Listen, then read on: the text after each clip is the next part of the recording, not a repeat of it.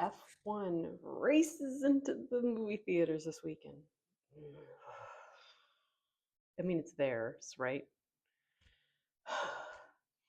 But visually made for the big screen. It's looks spectacular on the big screen. Racing movies rarely do well at the theater, which is crazy because it seems to be made for the big screen. Because once they get it home, it doesn't translate the same. Again, looks spectacular. Some of the shots are amazing. We know that they filmed during F1 races alongside the familiar faces of the F1 racing world.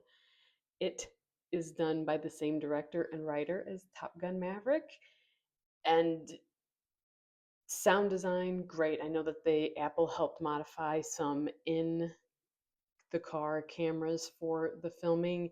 I think it's kind of like the same way with Top Gun. They had the modified special filming equipment to get inside the jets, but looks great. Sound design, like I said, sound design sounds spectacular, in a theater.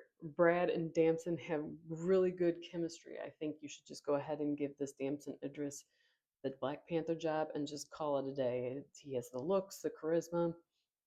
Good, good, good. What's wrong with this movie is it lacks the emotional depth that Top Gun Maverick had. It's just not there.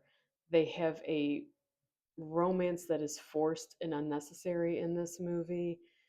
And I know that all sports movies kind of follow the same formula and cliches, but this one really leans heavily into the cliche, almost to the point where it weighs down the movie.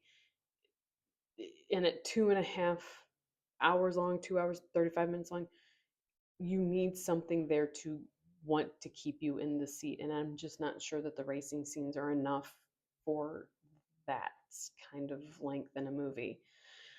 I also kind of worry that the ending might kill the momentum that it's going towards if you're not an F1 or at least familiar with F1 racing rules. It's just kind of an odd momentum killer.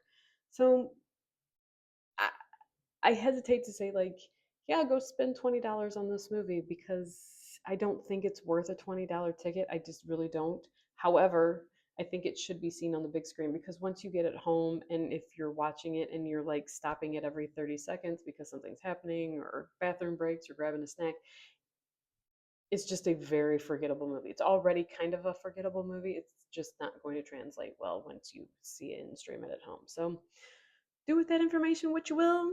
And until then, I will see you all later. Bye.